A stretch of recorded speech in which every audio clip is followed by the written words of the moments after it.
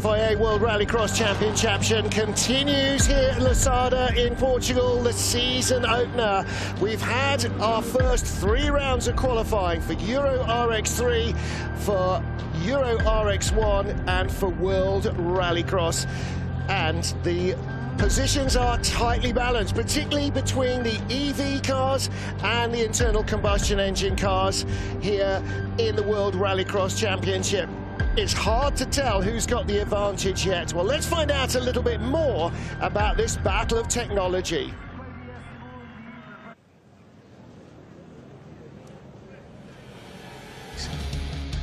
Classes for 2025. Let's start with Euro RX3. Now that's what used to be Super 1600. 1600cc front-wheel drive screaming engines.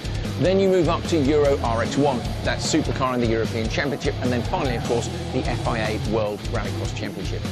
So, format, we're going back to the classic World Rallycross system, which means a grid for Q1, and then the racing is based on time. Who is fastest in that session, they get more intermediate qualifying points. After all the qualifying sessions, we add up those qualifying points, gives us our standings, which grids the drivers into the semi-finals, and then, of course, the final. Joker lap, same as it's always been, once per driver per race. Simple.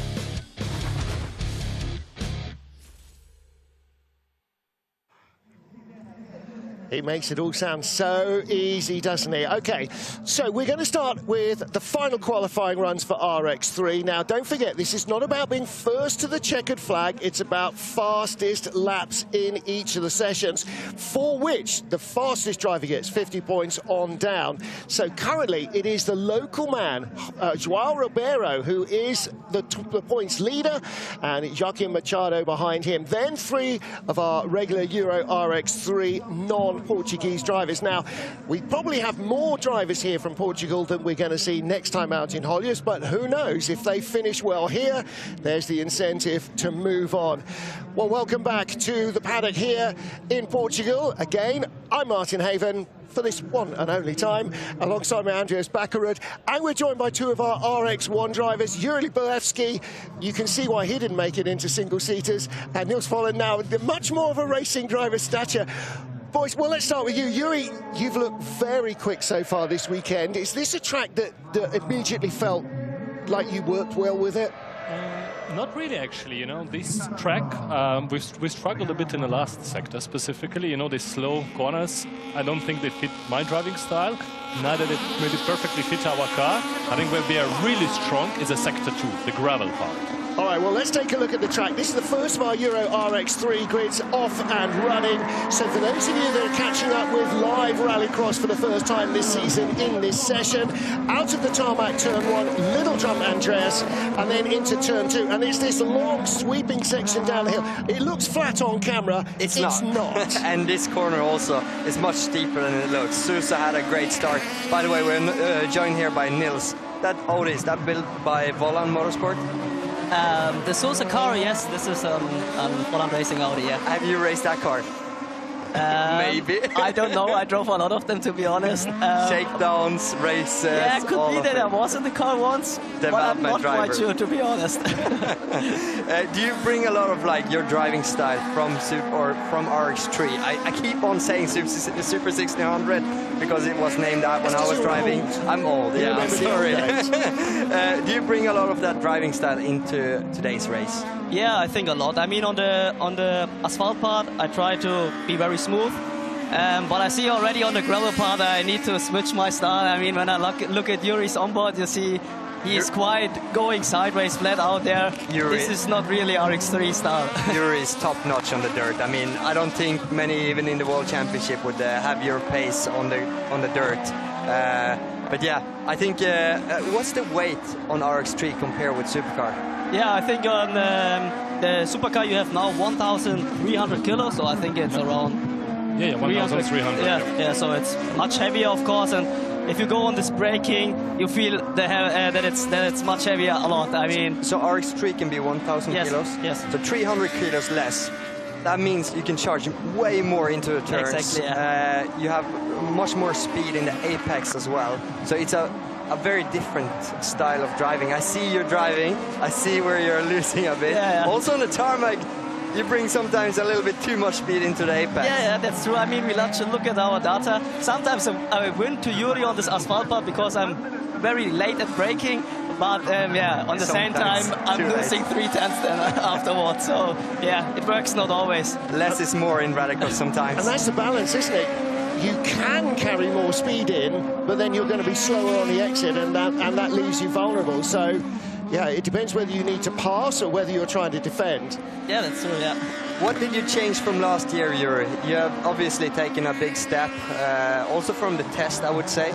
You're much closer. We saw your lap times in Q3 were quicker than the world.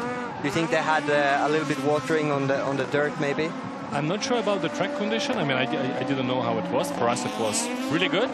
I think what we've tried to change, we've obviously worked a lot on Sector 2. Yeah. So that was something which, because I think there you can find quite a bit of time.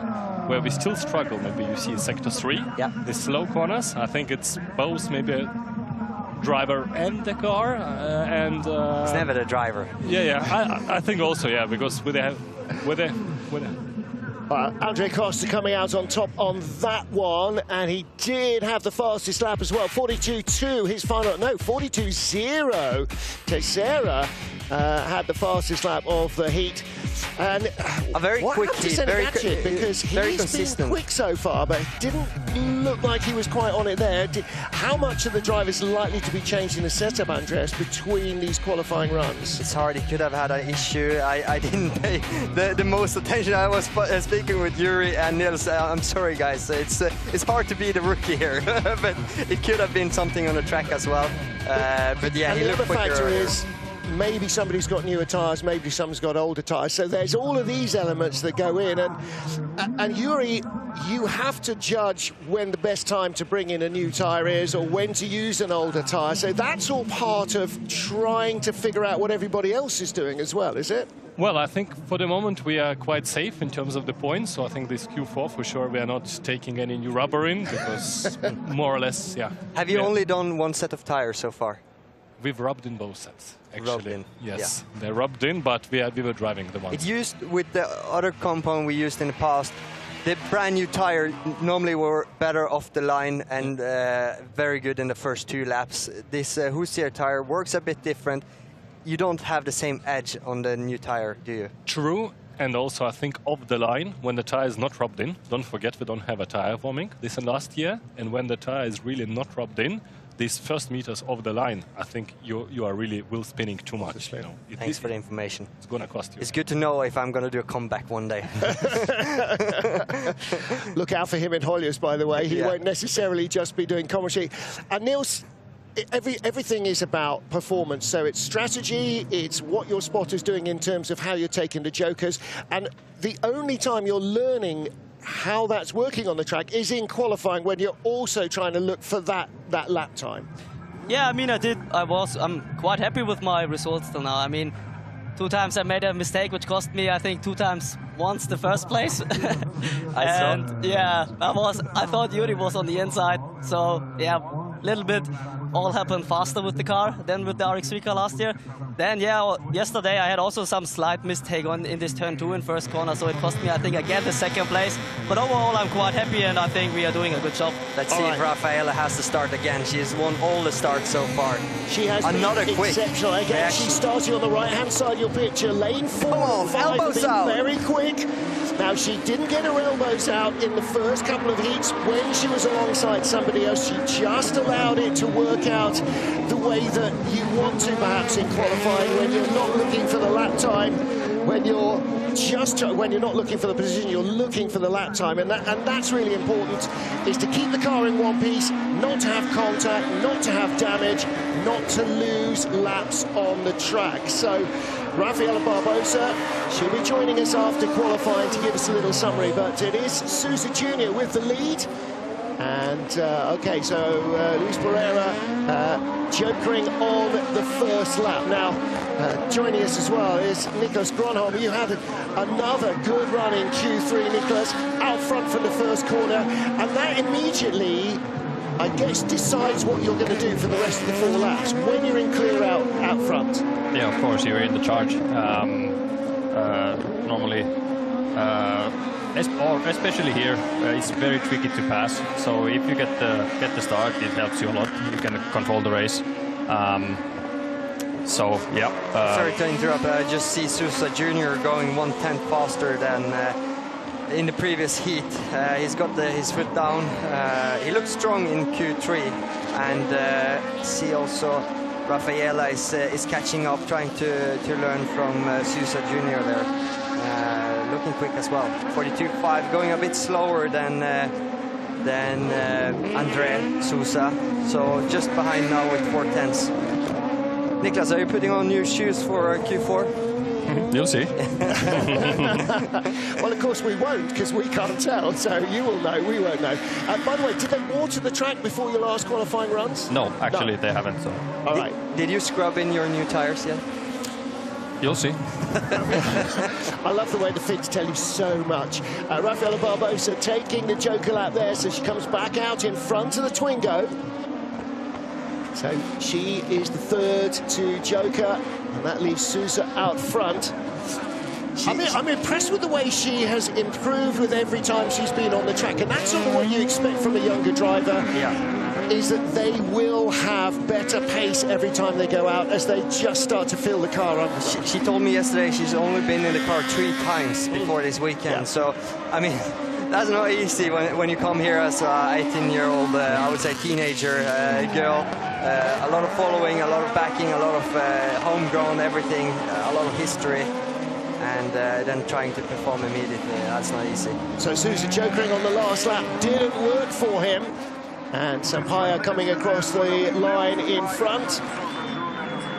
Just behind Andreas Sousa, so into second and third. Another top 3 position. I mean, that's exactly what she's looking for, is keep that consistency, because that's going to get her into a semi.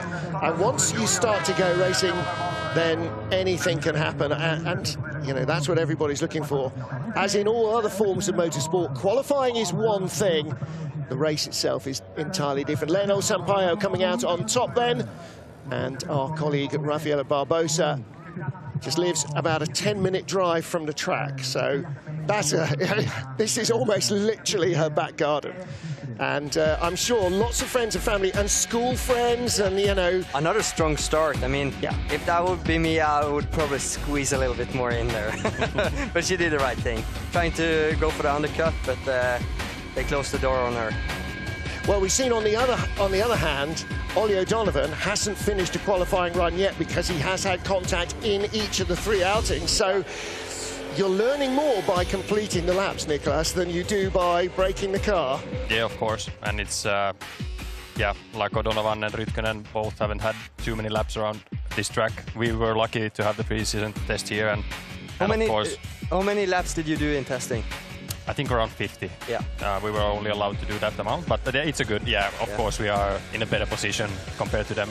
So then when you come back for this weekend, you've already got the rhythm, you've got some knowledge. The track has changed a little, but still, you've got somewhere to start from. And of course the track, especially in the gravel, is changing a lot. We have that knowledge as well, that it's always different and how you should approach it when it gets, you know, rutty or if it's water or etc. So we kind of have all of that, which they don't. So did you race in RX3? No. If you were to start over again, where would you start to get in your position? I would probably start in a 4-wheel drive car. Yeah. I don't know why, but that's just the first thing that came in my mind. When you were like 8, 9 years old. Cross kart. Yeah, karting, maybe. Then stepping stone straight to karting is like that. I think that's the normal way to go. Yeah. I didn't start there. Timmy came from karting. Yeah. We started there, Andreas. Yeah. We did. Yeah. Back in Gothenburg, there's an old picture of us racing. That is actually true. Was it Viking Trophy? No, Göteborg big prize, directly translated in English. Göteborg Stora Pris. Exactly. I think it was called. It was good times. You won that race, didn't you? Yeah, one time I did. Yeah. I don't know if that's the time where the picture is taken, but yeah. I'm back in the karting world now with my son. Yeah, Sam. Yeah. Is he enjoying? He is, yeah. All let's right. focus on this, though. Yeah, let's focus on this because we had our Euro X1 drivers in the booth with us earlier. This is our 3rd qualifier for Euro RX3. So this is Rogério Sousa on the right-hand side of your picture. He's got the inside line down to the first corner, made a pretty decent launch as well, keeps his nose in front, little bumping and boring in turn 1. Robin's racing and Rallycross is Robin. How much is the tarmac section starting to narrow? I mean, how much is it getting dirtier offline? Not much, actually. They're doing a very good job with maintaining the track. When we were here for testing, Niklas, you probably remember there was massive bumps in the gravel section, but today and yesterday the track's been holding up very well, and the tarmac section also pretty clean, so you have a lot of options on lines. I think when we went testing, it was just a week after WC had been here with gravel tires, loads of cars, and the track is basically brand new, so they had a tough job prepping it, but I think they've done a solid job so far, maintaining it with dust and ruts. I think the tracks looks in mint conditions. I've been out after every qualifying session so far as the last car, together with the CE dealer team, passenger ride car, and it's been smooth. And how are the passengers liking it? Because when you're coming down that hill, those walls are very close. I said yesterday, this is like Monaco, but for rallycross, because there's no runoff. Sousa's going from to the Joker from pole, or from the lead, which is odd. He slots into P3, still in clear air, but maybe not the tactic you would have chosen, Timmy. No, I don't know. It's strange, but maybe he has an issue, so he felt the need to dive in already. Like maybe he has a puncture or something's gone wrong, so he wanted to alternate his strategy. Otherwise, I think he would have just stayed out and banged the laps in. Yeah, I spoke with CGS earlier this weekend. They have done a lot of upgrades to the engine. Very, very quick check driver, big talent that I would like to see in the World Championship one day. Diving into the Joker now in lap 3, trying to cover up from Sousa. I think he had a good lap there with a 42.3 in the previous lap. But once again, if I was him, I would probably stay out in front if you have more speed. Yeah, the offset wasn't enough. He didn't quite have enough to come back up. When you come off the Joker lap, you can see the car you're racing. When you're on the normal lap, you can't see the guy coming off the Joker. He's completely blind until he's almost in front of you, right? Yeah, and it's also, they discuss in the driver's briefing that it's forbidden to touch that white line if there is someone coming out of the Joker lap. Yeah. So being on the normal lap, you can't really defend, and in the world, it's about 50-ish km/h difference there. It's a huge difference in speed, so coming from behind, you get much closer, much faster than you expect. And this is the outside view of that Joker lap. The reason you're coming out with more speed is because it's a wider corner. You can carry more speed through it than you can in turn 8 on the normal track. So you come flying up the hill, and you're on the inside for the hairpin. I think once we get into racing, that's going to be a really critical factor. Not how you deal with the Joker just, but how you can position yourself and hold that inside line and try and take a place. Andreas Sousa still leading with a 2:59.7. All right, Libotiches taking the checkered flag in that one, but again, this is all about those fast laps, getting the points to put you on to the best grid spot. Now, we talked yesterday that pole position on the driver's right up by the wall there didn't look like anybody was getting quick launches out of that, but why are you guys smiling here? Changed today. Niklas is getting the start from pole today, but I didn't yesterday, so I guess he's just better. No, I think it's also changed from yesterday a little bit, the grip and the kind of the gravel the cars carry in the rims, and then they kind of sweep it out on the first lane. All right, now then, Nicholas Grönholm with top points so far. 40 points from Q1, but he won Q2 and Q3, so 100 points from yesterday afternoon and this morning combined. So he is the top of the pile so far.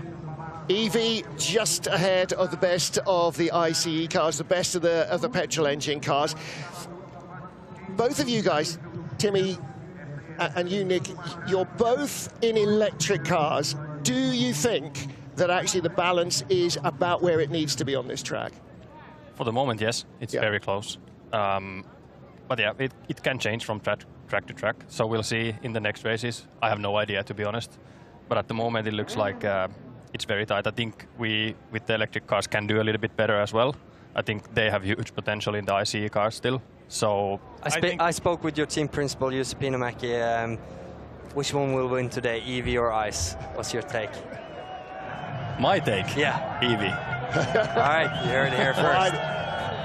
Look at the fans. I think we know who they support. I don't think Pikachu's in the race, but there's definitely some Portuguese flags there as well. I mean, it's an enormous crowd. When you're sitting on the start line, you can just see this sea of humanity in the distance. That's good, isn't it, right? That you can draw such a big crowd. Yeah, it's incredible. And you really do get that sensation on the start grid, like with all the public just being like in your face, and you don't see the first corner, the first apex, so all you see is that massive support. It is great atmosphere here today. It is really good, and it's just a fraction less scorchio than it was yesterday as well. So for the fans in those open grandstands, that's really good news. Okay, so final of our 4 RX3 runs. So who's going to come out on top of this? I mean, Johan Ribeiro has been clean so far, winning every qualifying heat this weekend. But Biķernieki on second has had quicker lap times, especially on warm-up. But you see again Ribeiro flying off the start. Ribeiro with a very solid move there to get out to his left to more of a racing line down into turn 1. And Timmy, once we get into the semis and into proper racing, that's going to be really important. Track position as opposed to just the speed off the line. And it shows his confidence that, you know, he had that massive start, and then he even has the confidence to go out left and get more close to the racing line, looking for that heat time here, wanting to be sure that he gets another P1, another 50 points, and secures those 3 championship points. So Biķernieki, the Hungarian, drops into the Joker lap first lap. So that bright blue and yellow car now, he's been very quick as well in the qualifying run so far. So he puts himself into clear air rather than having to follow. And again, when you're in qualifying, trying to make sure you can get a lap time is really important. Yeah, 4 lap times. Like every single corner needs to be there, as and close it's to close perfect. in the world now. It's so close on lap times. We've been testing. It's everyone has everything dialed in. One mistake will drop you several places. So it's really all about, like, you have to nail every single corner. Exactly. Winner takes it all. Well, they will do later on this afternoon anyway, the first round of the World Rallycross Championship, before we head on to Höljes, to Nyirád, to the Kimi Ring, which will be some home territory for both you boys coming up during the course of the season. I expect to see lots of fans out as well. But yeah, incredible speed there from Ribeiro. Like, he's just showing his dominance this weekend once again. But when you're in his position here, you are the absolute favorite to win the race. Like, there is a lot of pressure also building on nailing your start in the semi-final. You know, if it goes wrong in the next race for him, he won't have the pole position in the final. You know, the race can turn so quickly, but at the moment he's looking unstoppable. Yeah, looking very confident. Takes his Joker early, later rather. And Biķernieki, Komoshi in that blue and yellow machine. Yeah, has it worked for him going so early? He isn't being held up, it doesn't seem, but he's not really got much clear air. Yeah, he's not massively held up, but also, you know, the car in front is quite close. I think he could have gone faster, but he had to probably gamble with something to take an early Joker lap to have a chance in this race. But we see now that it hasn't really worked out the way he hoped. But sometimes you also got to play the game and take some risk, and that's what he did. So at least it's a P2 or P3, is it? Yeah. Yeah. So P3. Yeah, it's another 50-pointer probably for Ribeiro. Checker flag waves, the end of qualifying for RX3. So that is 4th and final round of qualifying for Euro RX3. Lots of support from the Portuguese fans, and not just for the local drivers either. So I'm sure, you know, having watched it, probably quite a lot of these fans went to Mondello as well. But watching it in their hometown is all that more immediate. João Ribeiro again on top of the pile in qualifying Heat 4.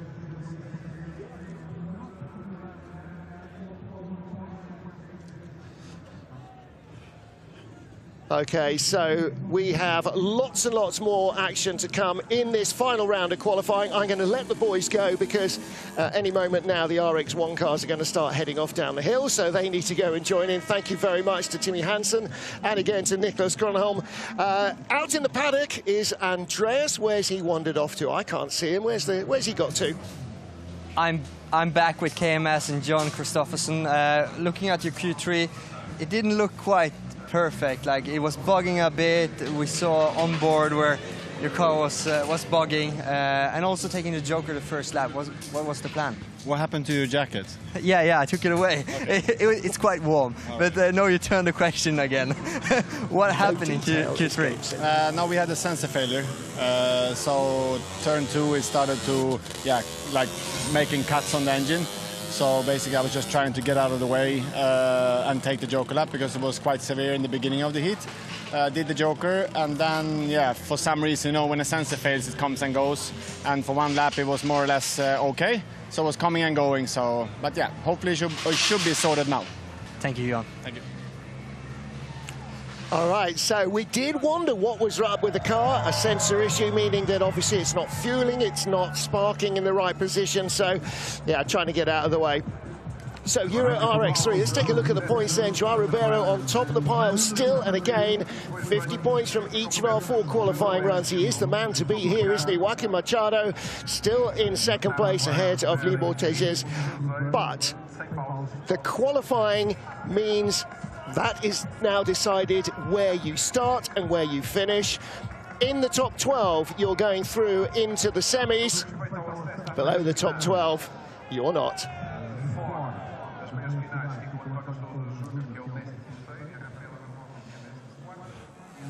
So here we are, Lousada in Portugal, hometown for Rafaela Barbosa. So, Rafaela, tell us about your weekend so far. How do you feel you've progressed through the 4 qualifying rounds? Yeah, through the weekend I get to improve a lot. Also, we improved a lot in the car. My driving, I was getting used to the car, so I was improving, and it went well. It went well, and a good start to the season as well. All right, Andreas, where have you got to? All right, I'm here with Patrick Pod. How are you going to strike back after a horrendous start to the weekend? Well, I think I come from a pretty good generation where, whether it's Call of Duty, GTA, Dirt Rally, I'm used to having to just click reset, forget what happened and get on. My entire childhood has prepped me for having to deal with horrific situations and bouncing back, and be it in a video game or not, it teaches you some real life skills. So I think the bouncing back shouldn't be too difficult. Of course it was a bad move for me to go to the left of Johan looking back at it, going down the hill, but I really thought that he was having an issue, so I tried to just avoid him, but bit of bad luck. Thank you, Patrick. Yeah, it was a little bit of bad luck, definitely, but as he says, in life, as in sport, yesterday is yesterday. There's nothing you can do to change what happened. All you can do is look forward and try and change what's going to happen. We just had Juri Bolewski and Niels Forland in the booth with us. They are 1-2 in terms of points in Euro RX1, so the supercar division. And here, as we get to the first of our 2 qualifying grids, we have Jose Oliveira, Antonio Souza, Cesar Pereira, and Martin Endland. So 3 local drivers for the fans to get behind. And Rafaela, who's going to come out on top in this one? Quick prediction.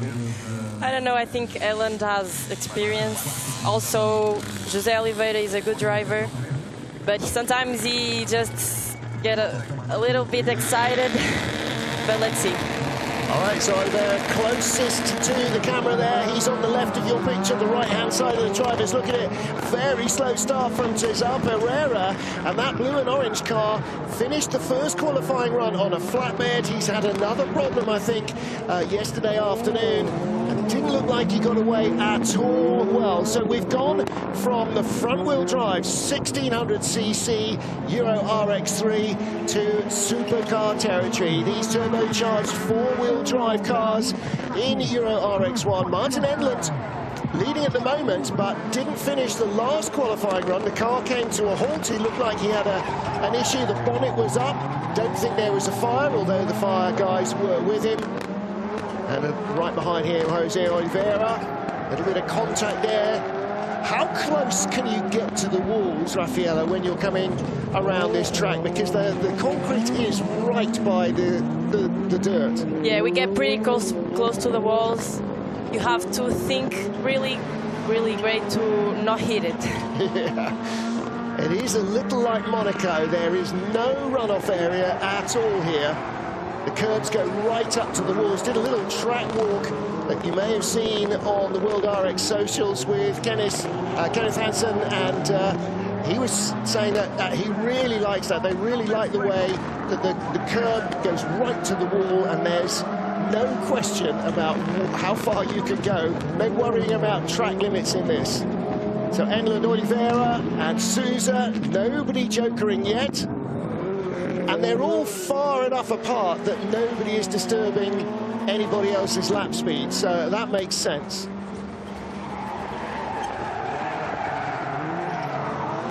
Now, when you watch the Joker lap, you carry a lot of speed in.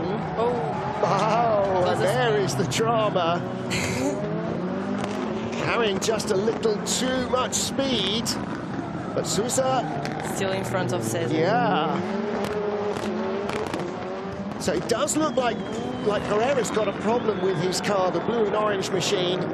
It's not a problem with the paintwork, but he does seem to have a bit of problem. Sousa coming back out even after that half spin in the Joker lap. And that might save his day.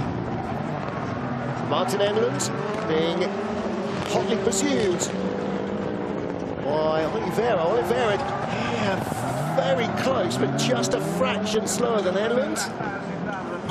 And Englund takes the checkered flag.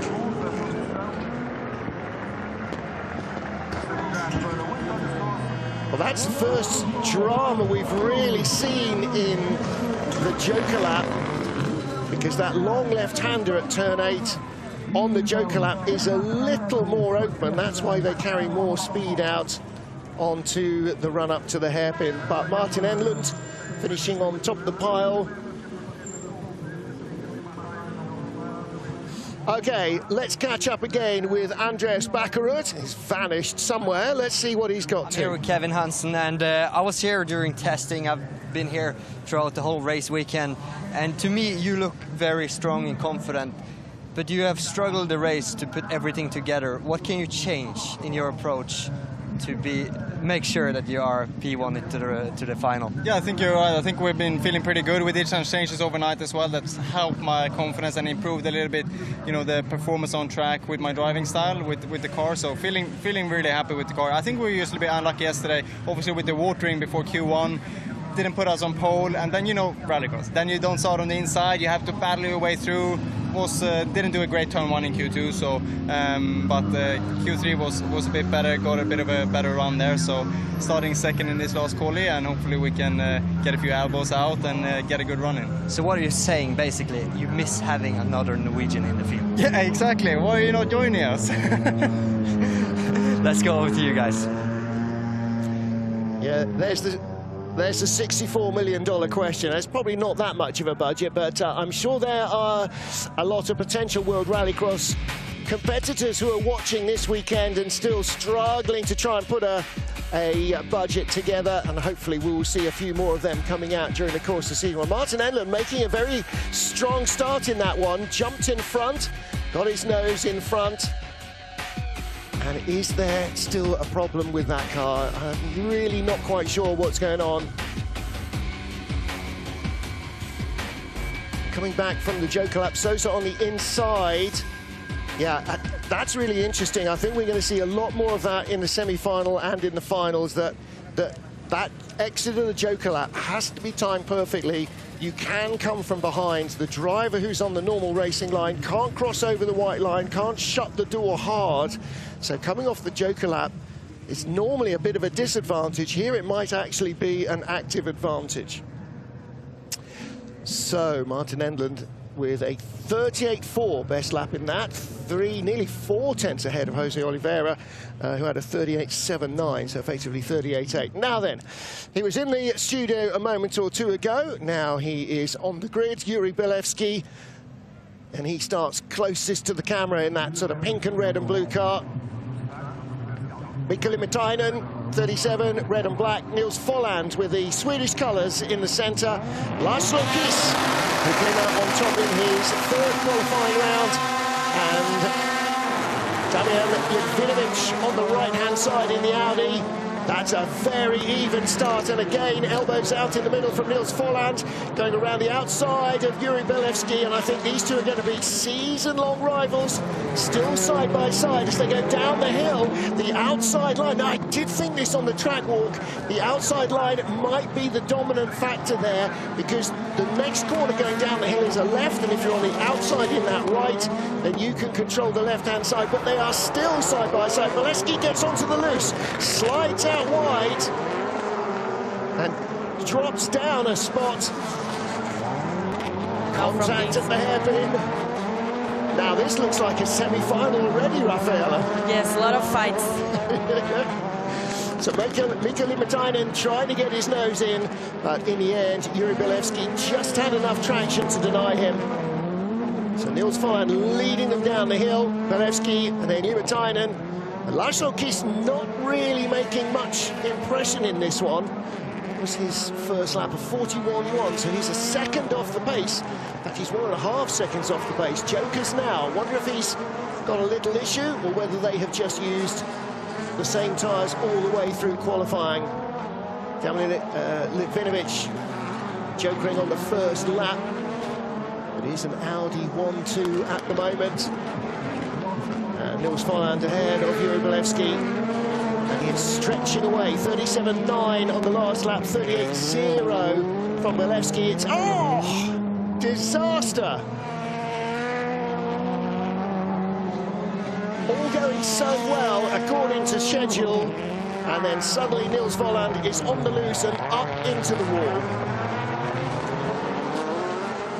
Now, might have to have a look at that after this, as Yuri Belevsky finds himself back in front at the checkered flag, or onto the last lap at any rate. Then Limatinen, Litvinovic, and Kish is right back in there again, but only for third place. So what happened to Nils Folland? Just shot up into the wall. Car's still out there. Final time around. Well, that sort of works coming into the commentary booth a little bit for Yuri Belevsky. Didn't work at all for Nils Folland, though. And Belevsky again, just producing the pace, just pulling away to the line. Limatinen, Litvinovic in the top three. Laszlo Kiss again showing really not very much pace in that one. Nils Folland was fastest, was pulling away, but we need to see that again. So Belevsky, Limatinen, Litvinovic, and Yuri Belevsky out front. But Nils Folland, what happened to him? Well, there you can see the good news. Nils Folland is out of the car. The bad news is that the car is not straight. And I'm back in the studio, so I can see cooling fluid coming from the car as well. Very good reaction there from Nils and Yuri. I think it was kind of a team tactic there, trying to get Nils up the point system ahead of Limatinen. Yuri going wide in turn 4. Yep. But I want to see what... Oh, dive bobbing into the last turn. Again, you know, final qualifying. This is all about working out where you can pass. And then what happens? Very strange. Down the hill. Oversteer, got caught straight into the barrier. Didn't see the beginning of it. All we saw was the end of it. So did the car just swap ends? Did something break? There's only one way to find out, and that is going to be to go and ask the team before we get into our semis and our finals. So we'll do that in a short while. Yuri Belevsky on top of the pile. Perfect qualifying for him, 200 points. Mikko Limatinen now just creeping ahead of Nils Folland as he outscored him in that one. And then Damian Litvinovic, the Polish driver. Lots of live eyes on this through the weekend in Poland, so they'll be supporting him. Martin Enland, he failed to finish in round 3, but he finishes 5th ahead of Laszlo Kish, Jose Oliveira and Antonio Souza. So those points will decide where they start the semi-finals. So what they try to avoid is to bring both Volvo and Motorsport car in the same semi-final. But unfortunately, after a crash, Nils is now in the same semi-final as Juri Belewski, where Lemetainen is in semi-final 2 in pole position. So for their liking, not the best result.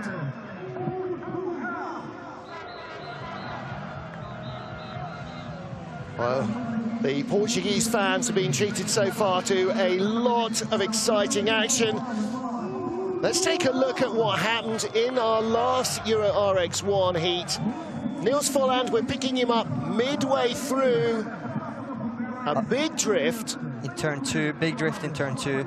A lot of rotation in turn 3. And then he could never flick it back. He needed to go back on gas, but I think he was trail braking too much, and yeah, he never got the car back. Too much angle here, probably hitting a rut. He needs to go back on gas. It's all-wheel drive. It will get you in the right correction. Right. Zigged where he should have zagged, and in the end, straight up into the wall. So, final qualifying outing now for World Rallycross. Niclas Gronholm, who was with us just a few minutes ago, has a 10-point lead for the electric cars over the internal combustion engine car of Ole Christian Feiby, with Timmy and Kevin Hansen right behind. Johan Kristoffersson, there's still fire in the brain in there, isn't there? He's still determined to go out and try and get himself onto the front row of the semis. I mean, but nothing escapes him. The first question you asked him, he said, "Hey, where's your blazer gone?" Yeah, it's hot, we can tell you that. As you see on the points, it's not that far from P5 to P3. Yeah. It's a long way to get pole, but Johan is definitely still in the fight. All right, so here we go. World Rallycross, final round of qualifying. From left to right, Timmy Hansen, Clara Anderson, Anthony Belfren and Patrick O'Donovan. And actually the pressure here really from within with Patrick. He's got to do all 4 laps. He's not put a lot of laps onto that car. There he is. Clutches a biting point, no jump starts. Actually, no jump starts so far at all in qualifying 4. And Clara drops into second. Onto Pelfred again, looking to go around the outside. He feels more comfortable on the tarmac than he is doing on the loose at the moment. Didn't do the test weekend. We just heard from Niclas Gronholm that they did probably 50 laps. That was a big hit from Patrick to Belfren there. Hopefully they didn't break anything in their rear geometry this time. We saw Clara being smart, understanding that the battle was lost to Timmy. It's EV versus ICE. Both the EV cars were ahead, so great start so far. Yeah, ice is melting in the heat here. You see what I did there? Yeah. Stop. Okay, so Timmy Hansen ahead of Clara Anderson. Clara doing a good job though, sticking to the back of the Peugeot. So wide there. What do you think, Rafaela? Would you enjoy driving a supercar? Have you driven a supercar before? I driven the test car from Volvo. Yeah, Volvo test car, the CE dealer team.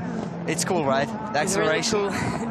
I missed hearing the motor, the engine, but it was really cool. I think the fans probably missed that a little bit as well, but we've got that great combination that we do have the noise of the internal combustion engines, and we have that extra little frisson of excitement of which of the 2 ways of propelling the car is going to come out on top. I think the FIA and their EOT guys have done a really good job with the science. It's impossible to predict who's going to win this, and so that means it's down to driver and luck rather than just to technology. Yeah, Tim is putting on some really good lap times there. Lost a little bit in the first sector of lap 3 compared to Clara, but 37.96 and 37.81. Let's see what the tire will do. Probably he's on new tires to match Niclas in the next heat, because he's fighting for pole position in semi-final 1. 38.0 in lap 3. Oh, I think this is going to be close. A very big flick into turn 2 there. A very good line. But Clara did also a 38.0, catched 42 hundredths of a second in lap 3. She's right there. She really is, isn't she? She's really flying here. I love the way that Niclas told us absolutely nothing about what the plans were for his car in the final run. Clara catched another 10th on the dirt. Let's see here in the last turn if she still managed to keep that gap to Timmy. So she was 42 thousandths quicker than Timmy on the last lap. Absolutely flying. And across the line, Timmy Hansen just a whisker quicker. Comes across the line first to the checkered flag. Of course, it looked like Timmy was losing a little bit time on the dirt there compared with Clara. Clara was very quick on the dirt, but then Timmy's strength was the 2 hairpins in the end, turn 5 and 6. And he was saying that the changes they made overnight just made the car feel a bit better for him for today. So you see the 3 EV cars just like 1 car length ahead. Clara checking in behind Timmy. Pelfren trying to challenge over the jump. The Clara has the inside. And then Patrick coming up the inside of Anthony. Another contact between the two of them. Luckily this time nobody got broken. I think Timmy gets a little bit better rotation in turn 5 compared with Clara and a straighter exit and probably gain a little bit time. And then that's different motors, different software, different suspension technology, the whole thing. Although they're electric powered, they're not the same car at all, in the same way that the internal combustion engine cars aren't the same. They just share the same way of making power. I will say though, Patrick is catching a little bit on lap time, 38.1 compared with Timmy, 37.8. So he's 0.3 back. Yesterday he was half a second, 6-7 tenths off pace. So he catched up a little bit on pace there, but still 3, almost 4 seconds behind Timmy overall. So need to do some more job. Track maintenance and prep by Volvo Electric Construction Equipment, our track construction partners for the World Rallycross Championship, courtesy of Ascendum, our title sponsor here in Lousada, one of Europe's biggest distributors of CE construction equipment. And it's weird to see a big digger that is silent. That just seems entirely wrong, but so right at the same time. Okay, so here is our second heat, round 4 of qualifying. We're also getting joined by Pod Patrick. How was it? How was it out there? Was it cool? It was so warm. Yeah. No, it was good. I had some damage on the rear left from Pelfren in turn 2. Yeah. So every time I was coming on the power, it was like really snapping oversteer. Will you say it was from Pelfren or from yourself? I was on the inside. You saw a gap and you went for it. Yeah, well, I did the same as he did earlier. It's never the driver. No, it's never the driver. It's everyone else. Book of excuses was wide open there. Page 46. I'm gonna see the start and then I'm gonna take off in the quad to go and do my reference lap. All right, so Nicholas Gronholm again starting on the inside pole position. Alongside him, the 2 VWs, Ole Christian and Johan Kristoffersson. They start in lane 2 and lane 4 with a Kevin Hansen. Hang on a minute, that's not how they were supposed to be gridded up. All right, so Hansen starting in lane 2, then the 2 VWs and Johan Rikkonen on the outside. Who comes out with his nose in front? It's the Finn Gronholm. Just ahead of Johan Kristoffersson there, something happened with Kevin in the start. He must have spun the wheel too much because he was late off the line. Johan getting very sideways into turn 2, and that means that Kevin Hansen is right with him. Hansen jokers early. And this is now about a dress rehearsal for the semi-finals and the finals, working out what's going to work. Ole Christian jokers as well. So one each of the internal combustion and the EV cars joker. Nicholas Gronholm, did he have new tyres? It looks like maybe he didn't. Either that or Johan Kristoffersson has had 3 Weetabix for breakfast, because he is absolutely flying. And Gronholm has been clear ahead of everybody so far in qualifying. And like in the last heat this morning, Patrick, when Nick got out front, he was gone. Here, Johan is all over the back of him, really piling on the pressure. Yeah, such a hard track to follow, you know, with the walls being so close to you on either side of the car. Trying to follow is so difficult, because the second the car in front of you might make a slight mistake or have oversteer, you lose complete sight of where you're going, you know. They could make a small little error and you could be in the wall just like that in the blink of an eye. So I think Johan's doing an incredible job here behind Nicholas, sorry. You can see just how sideways they're getting in turn 2. Johan's catching him ever so slightly, obviously with the help from the prop shaft there, but you can see he's just struggling in that velodrome corner where Nicholas is so fast, just getting the front end hooked up, sorry. Yeah, so Johan jokers now, and the hope is that he's going to gain a little bit more on this lap. This is almost like the undercut in Formula One, because you get, all right, it's a slightly slower lap, but you get a chance to improve your track position. Gets out in front of Kevin. So Johan's still in second place, but again, whether Niklas Grönholm took clean tyres or not, I'm not entirely certain, but he is making the best of this. And once more, sticking out front. So Joker Predictor says he's going to lose the lead. Do we believe that? I believe it. You know, Johan was all over the back of him there for the last lap, running up into the lead up to the Joker. Of course, Niklas is just into the Joker now, so if we look, yes, he looks like he's going to lead the Joker, but he will be on the inside for the last corner, so Niklas might get, if he gets the acceleration out, Johan's on the outside. Oh, is he going to squeeze? Oh, he just gets in front of him. Clean racing there by both of them, but Niklas is looking up the inside. He's going to get the acceleration. He can't get the power down. Just can't get the power down to match him. Great race there by Johan. What a comeback from where he was. We are going to have some very exciting action in the semis and in the finals, aren't we? The positioning of that Joker and the way it comes back in, right into the hairpin with the guy who's jokered on the inside line, that makes it almost a positive in your race. That's something you can employ to your benefit, potentially, rather than the traditional way, which is only to joker when you know you're going to come back in front. All right, let's take a look at the results then of qualifying, with Johan Kristoffersson ahead of Niklas Grönholm. So I think that's the first time Niklas has not won a qualifying heat. So, Patrick, what do we know after qualifying? Is it going to be an EV car? Is it going to be an internal combustion car? I mean, of course, Johan had an amazing race there, but to be honest, if I could choose what car I'd had to be in there, if I could be in any car today, it would be an EV, I can't lie. They're just looking at how many of them are up there. All the EVs are up in the top 5, you know, top 6. So, I mean, KMS has done an incredible job at producing and delivering an amazing combustion car that's able to somewhat compete with the electric. But you see into turn 1, generally speaking, the electric cars are half a car length, if not more, in front, getting into turn 1. And I'll always be out here advocating that the electric cars are quicker, and they'll be saying the same. But you know, it's just the way it goes with racing. And the important thing is, actually, we still don't know who's going to win their semis. We still can't go for certain. Yeah, definitely it's going to be a Kristoffersson win, or definitely a Hansen, or definitely a Grönholm. Once we get into the racing, anything can happen. The qualifying pace isn't necessarily what it's all about. So for all of these fans, and there is barely a spare centimetre of dirt, never mind a seat, who's going to come out on top? Well, again, great launch from pole position from Niklas Grönholm, gets his nose in front. And Johan Kristoffersson seemed just to have a little bit more pace in this final qualifying run than he had at any stage so far. Now, in Heat 3, he was telling us that they had a sensor issue, so the car was not correct right from the very first corner of Heat 3. Maybe some of the little contact there, but this time the car's running well, and it looks like it's pretty much an even match.